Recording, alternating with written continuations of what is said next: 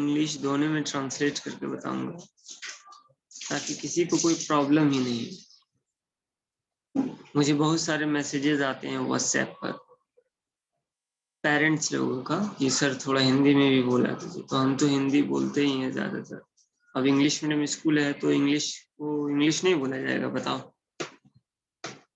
खैर कोई बात नहीं है, सर बोल सकते हैं। हाँ कोई बात नहीं है, वो सब बात अपनी जगह पर है। जिसको प्रॉब्लम हो कोई दिक्कत नहीं है, सारे प्रॉब्लम को सॉल्व किया जाएगा। So let us begin. So on your screen there is written here Mesopotamian civilization. तुम्हारे स्क्रीन पर लिखा है यहाँ मेसोपोटामियन सिविलाइजेशन।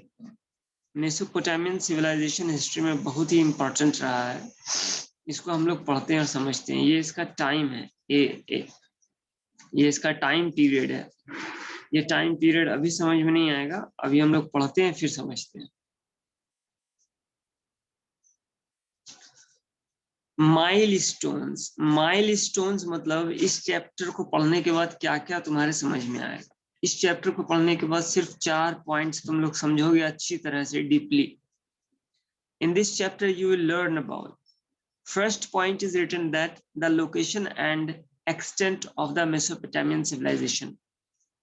तो मेसोपोटामियन सिविलाइजेशन जो थे या फिर उस टाइम के उस जमाने के जो लोग थे, उन लोगों के सिविलाइजेशन के बारे में जानेंगे, उनके लोकेशन के बारे में कि कहाँ है, इंडिया में कहाँ पर था, एंड एक्सटेंट और कितना मतलब फैला हुआ था।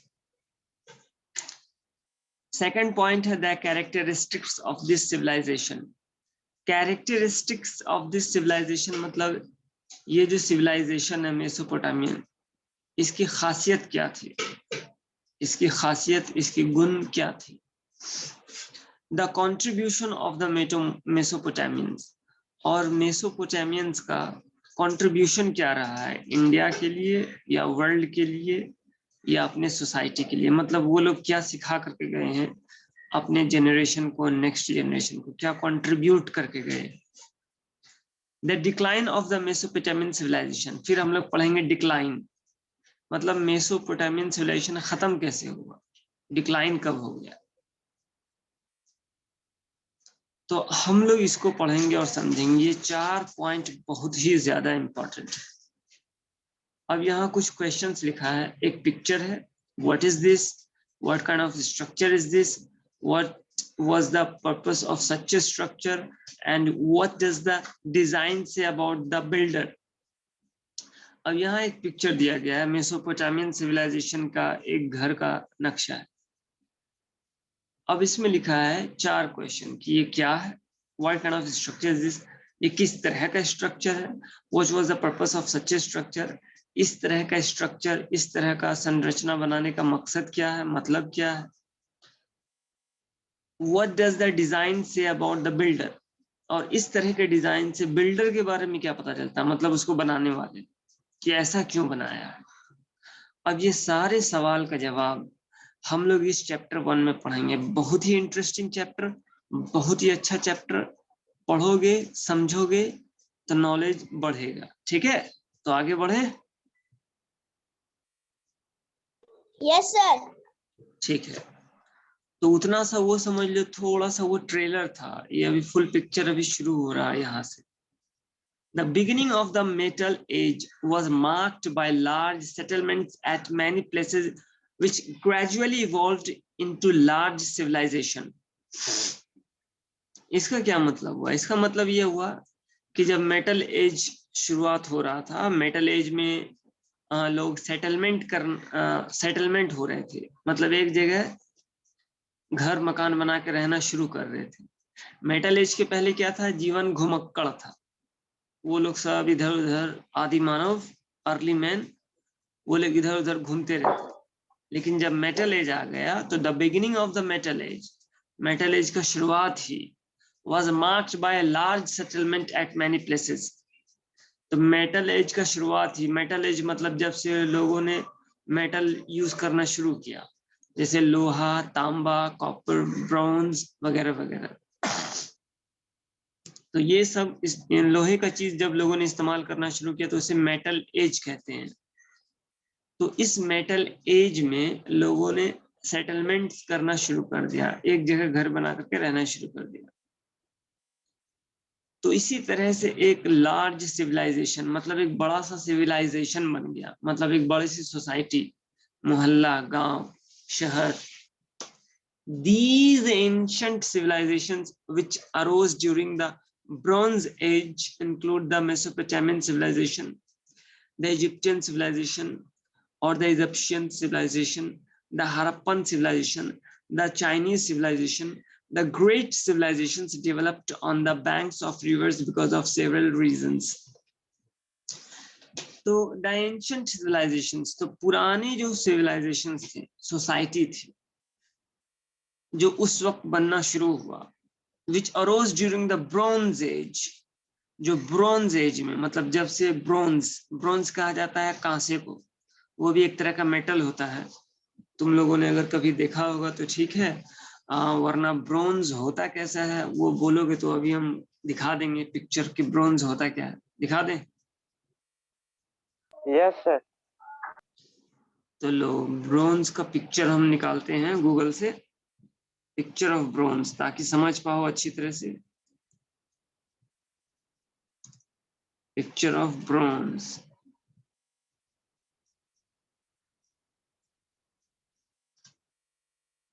तो ये देखो तुम्हारे स्क्रीन पर दिख रहा है।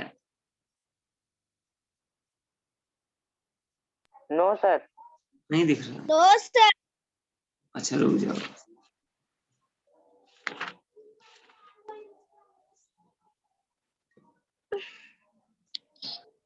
ब्रोंज मतलब वो कांसा तांबा टाइप का कोई मेटल होता है, ठीक है। सर अभी तक भी बुक का ही फोटो दिख रहा है। अच्छा, लगता है जूम में होता है कि फिर से बैक जाकर फिर से आने पर वो पेज दिखता है। खैर दिखा देते हैं, ये देखो दिख रहा है, अब तो दिखता होगा।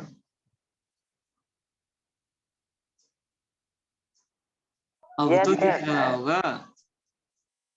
Yes sir. ठीक है, तो ये देखो, ये ब्रोंज का बना हुआ है, मतलब कांसा। कांसा मतलब तांबा समझ लो, एक तरह का तांबे का सामान सब। तो ये है ब्रोंज एज का सारा सामान। पुराने जमाने में, एकदम पुराने जमाने में ये सारा चीज सब होता था। दिख रहा है? Yes sir. चलो, यस सर। तो ये ब्रोंज एज के बारे में, ब्रोंज होता क्या वो समझ गए तुम लोग, मतलब कांसा होता है। यस सर, समझ गए। वेरी गुड, अब हम लोग आगे बढ़ते हैं। तो these ancient civilizations which arose during the Bronze Age, तो जब लोग ब्रोंज का इस्तेमाल कर रहे थे तो उस वक्त कौन कौन सा सिविलाइजेशन दुनिया में आया? उस वक्त Mesopotamian civilization, the Egyptian civilization, the Harappan civilization and the Chinese civilization, इतने सारे सिविलाइजेशन आ गए। These great civilizations developed on the banks of rivers because of several reasons. और ये जितना भी सिविलाइजेशन था, ये सारा सिविलाइजेशन जो है नदी किनारे बसा। उसका कारण है, रीजन है, क्यों? क्योंकि इंसान कहीं भी रहे उसको तो पानी की जरूरत होती है कि नहीं? Yes sir. और पुराने जमाने में वो नल और हैंड पंप और ये सब तो था नहीं, सप्लाई वाटर और केंट वाटर वगैरह वगैरह। पुराने जमाने में एक ही मतलब स्रोत या सोर्स पानी का बोलो तो वो नदी था, या बारिश का पानी जो आसमान से टपकता था। तो बारिश तो 24 घंटा नहीं होता था, लेकिन नदी में तो 24 घंटा पानी रहता है। तो यस सर, कल ही तो जितने भी सारे सिविलाइजेशन थे, जहां जहां पानी था, मतलब जहां जहां नदी, वो लोग अपना घर वहीं बनाए। तो क्या क्या रीजन, पानी का रीजन क्या क्या था? वो लोग पानी के पास या रिवर्स के पास क्यों घर बनाया? सबसे primary first point, the primary reason was agriculture which was the main occupation of the people. पुराने जमाने में लोगों का एक ही नौकरी था, एक ही जॉब था। अभी ना 1000 तरह का नौकरी है। कोई डॉक्टर है, कोई इंजीनियर है, कोई टीचर है, कोई पान बेचता है, कोई चाय बेचता है, कोई रेलवे में है, कोई टिकट है, कोई एयरफोर्स है, कोई एरोप्लेन चलाता है, मतलब पायलट है, वकील है, वगैरह। पुराने जमाने में 90% लोग जो एग्रीकल्चर वाला ही काम करते थे, खेती बाड़ी। और खेती बाड़ी में काम करने के लिए पानी का जरूरत था। और खेती बाड़ी में 1-2 जग पानी का तो जरूरत होता नहीं है कि 1-2 जग डालें और काम हो गया। उसके लिए तो चाहिए बहुत सारा जग। तो इसलिए समंदर किनारे या नदी किनारे रहना सभी लोगों का मजबूरी था। So the first primary reason was agriculture, which was the main occupation of the people. Agriculture depends on a reliable water supply. The river valleys provided a regular supply of water. और river valleys जो होता था, मतलब छोटा छोटा नदी और तालाब, वैलीज वगैरह, वहां से पानी का सप्लाई होता था. The annual floods in these rivers brought silt and made land fertile. और साल में एक बार जब बाढ़ आया करता था, एनुअल फ्लड्स, बहुत पुराने जमाने में जब ये सारे सिविलाइजेशन थे तो साल में एक बार बाढ़ आना ही आना था, ऐसा बुक में लिखा हुआ है. ठीक है, द एनुअल फ्लड्स मतलब सालाना फ्लड्स, साल में एक बार बाढ़ जरूर आया करता था. और वो बाढ़ अपने साथ सिल्ट लेकर आया करते थे. सिल्ट मतलब मिट्टी, वो काई जो होता है. ठीक है, एंड मेड लैंड फर्टाइल. तो बाढ़ अपने साथ वो सिल्ट को लेकर आया करती थी, मतलब उस मिट्टी को, गीले मिट्टी को, उससे जमीन जो है उपजाऊ बनता था. तो पहला रीजन तो ये था कि एग्रीकल्चर करने के लिए पानी की जरूरत थी. तो सारे लोग जो है नदी किनारे ही अपना घर बनाए, चाहे वो कोई सा भी सिविलाइजेशन हो, चाहे वो Mesopotamian civilization, the Egyptian civilization, the Harappan civilization and the Chinese civilization. सारा सिविलाइजेशन नदी के पास आकर के अपना घर बनाया ताकि एग्रीकल्चर, खेती बाड़ी अच्छी तरह से किया जा सके. सेकेंड रीजन क्या था? The rivers also became the means of transporting people and goods from one place to another. The rivers also became the means of transporting people and goods from one place to another. दूसरा reason ये था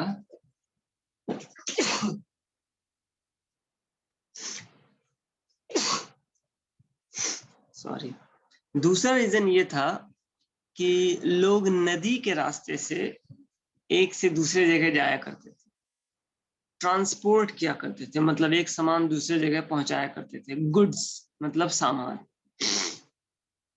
from one place to another. Easy transportation encouraged trade and commerce and led to the emergence of cities and towns. तो आसान हो जाया करता था एक जगह से दूसरे जगह सफर करना. आजकल के जमाने में एरोप्लेन है, ट्रेन है, साइकिल है, बाइक है, सब कुछ है. पुराने जमाने में ये सब नहीं हुआ करता था. पुराने जमाने में घोड़ा, ऊंट या कोई जानवर या नदी के द्वारा तैर के जाना या नाव बना करके जाना, इस तरह से हुआ करता था. तो इसी रास्ते से वो लोग बिजनेस, ट्रेड मतलब बिजनेस, वही कॉमर्स, ट्रेड एंड बिजनेस मतलब, ट्रेड एंड कॉमर्स मतलब बिजनेस करते थे.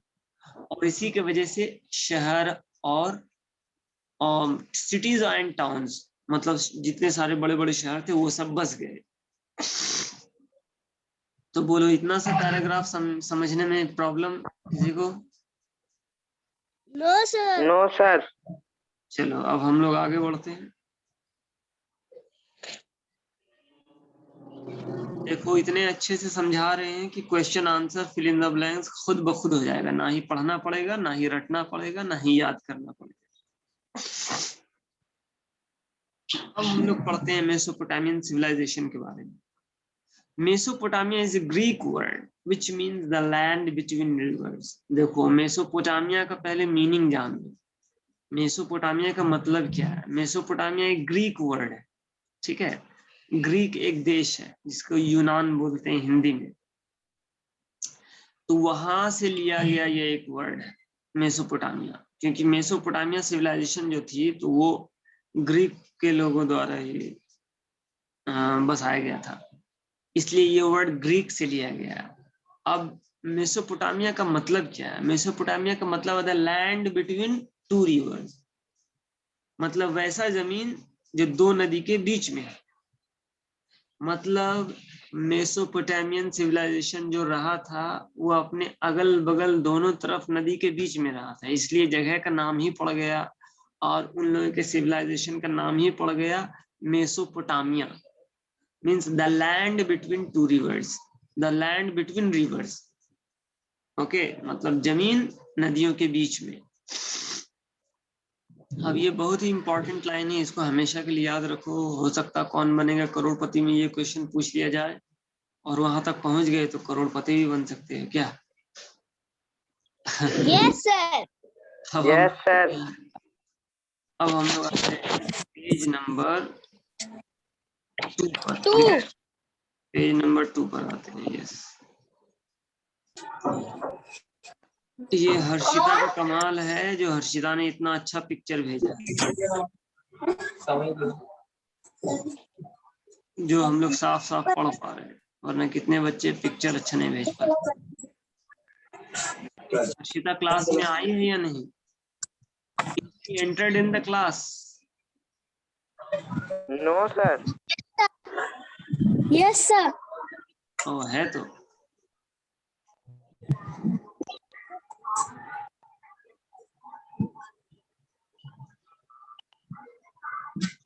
नहीं है। क्या?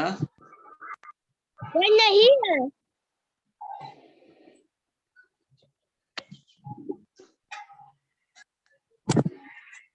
अच्छा, पेज नंबर 2 विजिबल हो रहा है? एक मिनट, पेज नंबर 2 विजिबल हो रहा है? No, sir. No, sir. Page number 2 visible नहीं हो रहा। So page number 1 is there. Okay, now are you able to see page number 2 now? No, sir. No, sir.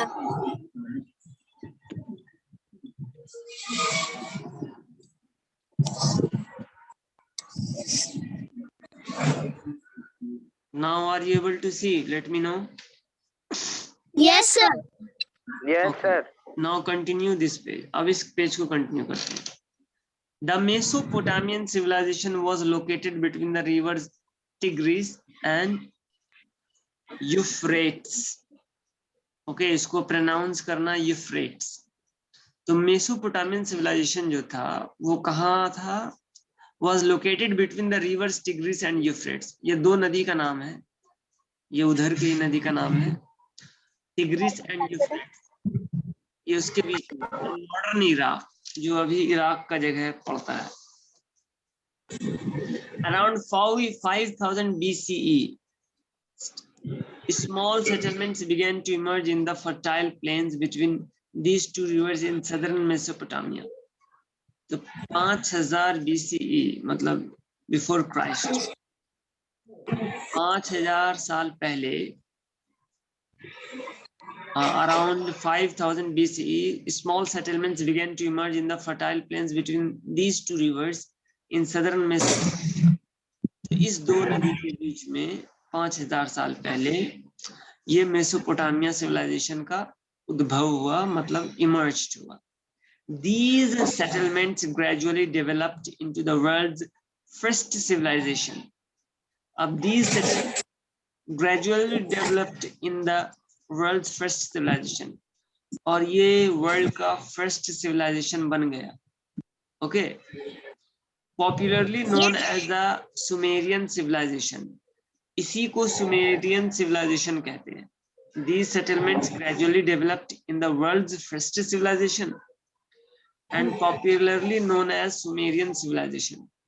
तो अगर क्वेश्चन कोई पूछ ले जाए, एग्जाम में आ जाए मेसोपोटामिया या सुमेरियन सिविलाइजेशन के बारे में, तो कंफ्यूज नहीं होना। सुमेरियन सिविलाइजेशन ही मेसोपोटामियन सिविलाइजेशन है और मेसोपोटामियन सिविलाइजेशन ही सुमेरियन सिविलाइजेशन है। The land of the Sumerian was called Sumer. The land of the Sumerians was called Sumer. तो जहां सुमेरियंस लोग रहते थे उसके जमीन को सुमर बोलते थे, SUMER, सुमर। The Sumerian established a highly advanced civilization by 3500 BCE, which flourished for about 1500 years. देखो, the Sumerian established a highly advanced civilization.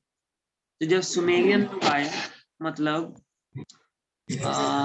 Mesopotamian civilisation 3500 साल पहले, so which flourished for about 1500 years, तो इन लोगों ने 1500 साल तक फ्लरिश्ड किया.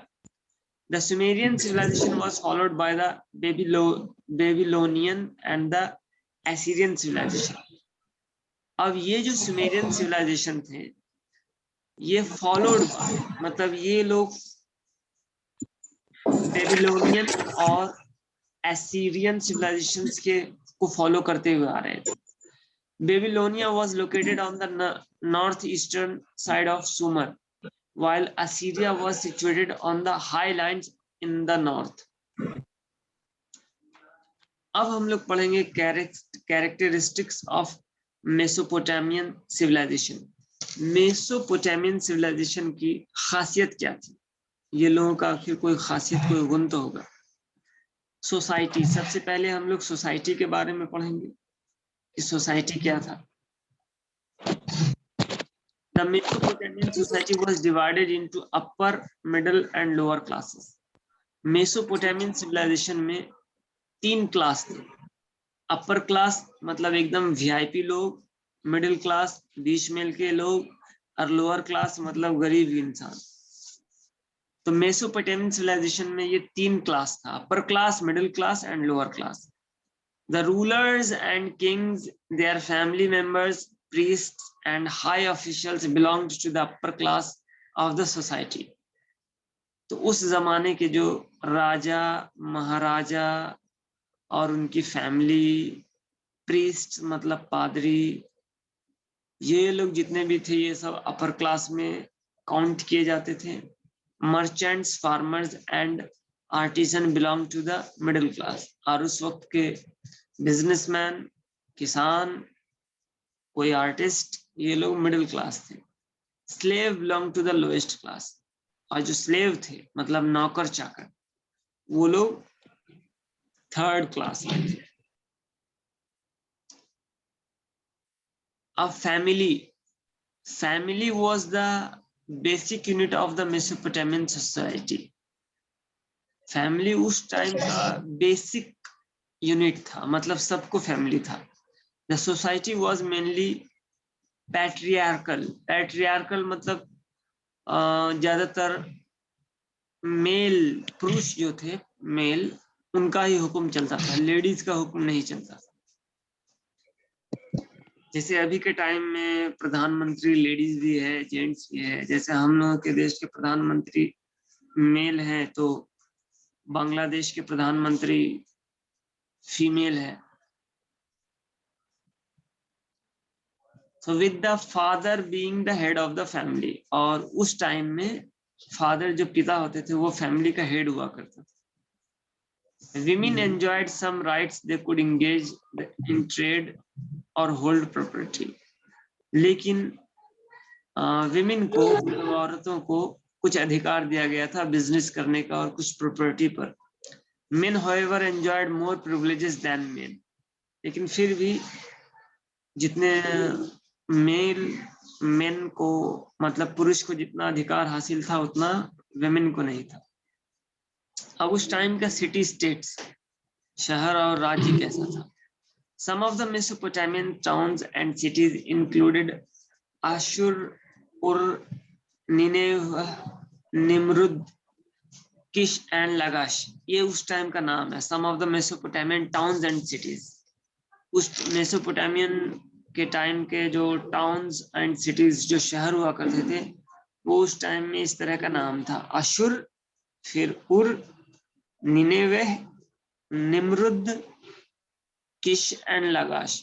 These cities were called temple towns as they were built around the temple. और ये सब जो शहर थे, ये सब शहर को कहा जाता था टेम्पल टाउन, मतलब मंदिरों का शहर, क्योंकि ये सब शहर जो बना था इसके चारों ओर मंदिर था. Public buildings and market place were built around the shrine area. और पब्लिक बिल्डिंग, मार्केट, ये सब जो हुआ, बाजार वगैरह जो बना था, वो श्राइन एरिया मतलब वो किसी पवित्र स्थल पर बना. Later, these temple towns grew into city-states and they had their own ruler called Ansis. बाद में इस टाउन पर, इस टेम्पल पर उन लोगों का अपना अपना कोई राजा बनने लग गया। अब जैसे भागलपुर है तो भागलपुर का राजा कोई अलग था, मतलब एग्जाम्पल दे रहे हैं। कहलगांव है तो कहलगांव का राजा अलग है, घोगा है तो घोगा का राजा अलग है, इस तरह से होता चला गया। तो into city states and they had their own ruler called Ansis, तो उन लोगों को एंसिस बोला जाता था। ये सब इंपॉर्टेंट पॉइंट्स हैं, माइंड में रखना चाहिए। तो पेज नंबर 2 तक हम लोगों ने बहुत ही अच्छी तरह से पढ़ा और समझा। पेज नंबर 3 भी कंटिन्यू करें या फिर आज इतना ही रखें? कंटिन्यू कीजिए सर। क्या कंटिन्यू करें? ओम कृष्ण प्रेम कृष्ण, ओम कुमार सिंह एंड प्रेम कृष्ण।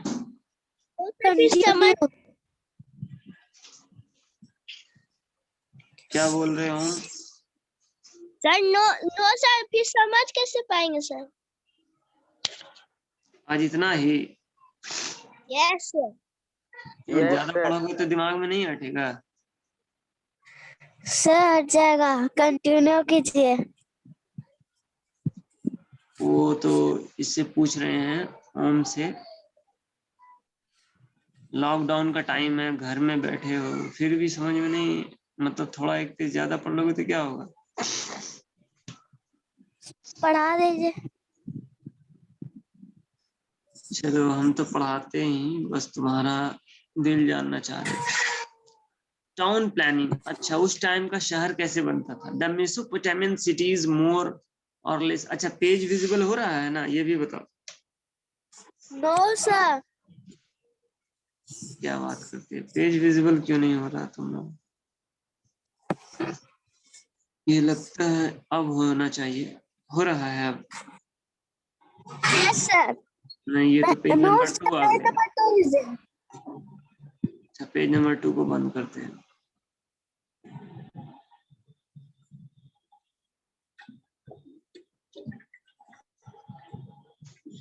ये है पेज नंबर 3, दिख रहा है? मुझे फोटो खींच के भेजे। Yes sir. Okay, town planning. The Mesopotamian cities more or less followed uniform pattern. Mesopotamian के टाइम का जो शहर हुआ करता था more or less, मतलब ज्यादातर followed uniform pattern. Uniform pattern मतलब उन लोगों के पैटर्न में एक एकताई थी, एकता था। यूनिफॉर्म मतलब एक जैसा। These cities were divided into 3 parts. उन लोगों का शहर 3 पार्ट्स में बटा हुआ था। फर्स्ट नंबर पर था the sacred area. Sacred area मतलब एकदम पवित्र एरिया, विच हैड जिग्वाट, जहां पर जिग्वाट टाइप का ये हुआ करता था। द वर्ल्ड सिटी, दूसरा था वर्ल्ड सिटी, और तीसरा था द आउटर टाउन, मतलब बाहर का शहर। The people lived in the world city and the outer town the street. लोग जो रहा करते थे वो वर्ल्ड सिटी में रहते थे या आउटर टाउन में, सैक्रेड एरिया में नहीं। The streets were unpaved and without drains. और गली जो हुआ करता था वो unpaved, मतलब रास्ता ठीक ठाक नहीं था। Without drains, और ड्रेनेज सिस्टम नहीं था, मतलब नाला वगैरह नहीं बना हुआ था। The houses were built of mud bricks, और घर जो है मिट्टी और ईंटे का बना हुआ करता था। The rooms in each house were grouped around a central courtyard, और हर रूम में एक सेंट्रल कोर्ट यार्ड हुआ करता था। ऑक्यूपेशन, उस टाइम के लोगों का काम धंधा क्या था? Agriculture and domestication of animals. अब पुराना जमाना था, जाहिर सी बात है, तो उस वक्त तो इतना तरह का नौकरी था नहीं, तो ये ही 2 मेन काम था, एग्रीकल्चर एंड डोमेस्टिकेशन, खेती बाड़ी करना और जानवर को पालना पोसना, उससे ज्यादा से ज्यादा बिजनेस करना, अपना सामान दूसरे जगह जाकर के बेचना। Agriculture was the main occupation of the people. Mesopotamian people developed an excellent system of irrigation. Mesopotamian में उन लोगों ने सिंचाई करने का बहुत ही अच्छा सिस्टम निकाला था। Dikes were built to control the flood water from tigris and Euphrates reverse. तो उस टाइम में उन लोगों ने डाइक्स बनाया था, मतलब एक तरह का डैम बनाया था जिससे उन लोगों को बाढ़ से रक्षा मिलता था, वो टिग्रिस नदी और यूफ्रेट्स नदी के से। The Mesopotamians are also believed to have invented the ox-drawn plough. Ox-drawn plough मतलब बैल के द्वारा हल जोतने वाला, and the wheeled cart, और वैसा बैलगाड़ी जिसमें चक्का लगा हुआ हो। The Mesopotamians grew wheat, barley, fruits and pulses. और मेसोपोटामियन के लोग ज्यादातर क्या उपजाया करते थे? wheat गेहूं, barley fruits मतलब फल, and pulses और दाल। People domesticated animals such as cows, goats, sheep and donkeys. और लोग ये सारे जानवर को पालते थे, cows को, goats, sheep and donkeys। Art and craft, उस टाइम में भी आर्ट एंड क्राफ्ट था, पुराने जमाने का आर्ट क्राफ्ट देख लो, इस तरह का है। A stable food supply through agriculture allowed people to engage themselves in other activities. The discovery of seals, metals, objects, gold and silver, ornaments, statues and pottery tells us about Mesopotamian expertise in arts and crafts. तो जब लोगों ने खेती बाड़ी करना सीख लिया, घर बनाकर एक जगह रहना सीख लिया, तो लोगों को थोड़ा ज्यादा टाइम मिलने लगा, तो अब उन लोगों ने आर्ट एंड क्राफ्ट करना सीख लिया। क्योंकि उससे पहले उन लोगों को क्या था, खाना खोजने में ही, ढूंढने में ही सारा समय बीत जाया करता था। तो जब घर बनाना सीख गए और खेती बाड़ी सीख गए तो थोड़ा टाइम मिलने लग गया, तो फिर वो लोग आर्ट एंड क्राफ्ट करने लगे। People acquired specialized skills in pottery, weaving and metal work. तो ज्यादातर वो लोग क्या करते थे? पॉटरी मतलब मिट्टी का बर्तन बनाना, वीविंग कुछ हाथ से बुनना वगैरह, मेटल वर्क और लोहे का कुछ काम करना। Bleaching, dyeing, preparation of paints, cosmetics and perfumes were also carried out. और इस तरह के काम को भी किया गया। ब्लीचिंग, डाइंग मतलब कपड़ा रंगना, ब्लीचिंग मतलब ब्लीच करना, प्रिपरेशन of paints, रंग का पेंट्स, कॉस्मेटिक, परफ्यूम्स वगैरह वगैरह। The Mesopotamians made cylinder seals which required considerable skill. और वो लोग ये सिलेंडर सील बनाए, ये उन लोगों का सिलेंडर टाइप का सील हुआ करता था, मतलब मुहर। Cylinder seals which requires considerable skill. The seals were engraved with images. और उन लोगों के मुहर में इस तरह का इमेज हुआ करता था, मतलब photos. Trade and commerce, business क्या था भाई? Trade and commerce flourished in Mesopotamia, making it A prosperous civilization. They traded with the Mediterranean countries and Egypt. वो लोग बिजनेस क्या करते थे? इजिप्ट में जाकर करके। They probably had trade relations with the contemporary Harappan civilization as Mesopotamian seals have. So they probably had trade relations with contemporary Harappan civilization. शायद उन लोगों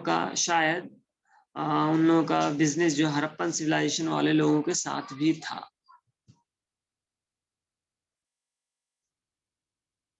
तो देखो, आज हम लोगों ने इसको इतना पढ़ा। अब इतना पढ़ने पर ही बहुत तरह का क्वेश्चन आंसर फटाफट हो जाएगा, ठीक है? तुरंत क्वेश्चन आंसर वाला पेज तो भेजे ही नहीं है कोई।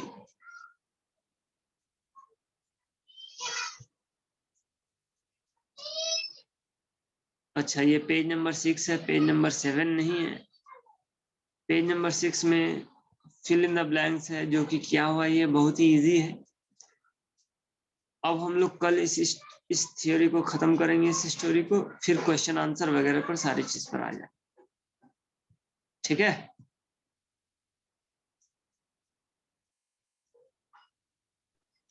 सर क्वेश्चन आंसर का फोटो खींच के भेजना है। हाँ, क्वेश्चन आंसर वाले पेज का खींच के भेजना है, ताकि कल क्वेश्चन आंसर कराने टाइम में क्वेश्चन आंसर को हम भी पढ़ पाए। क्वेश्चन को आंसर नहीं, आंसर तो हम बताएंगे, क्वेश्चन वाला पेज। Yes sir. तो आज के लिए इतना ही। समझने में कोई problem Harshita? No sir. Okay, Harshita समझने में कोई प्रॉब्लम? No sir. चलो ठीक है, अब कल मिलते हैं, बाय।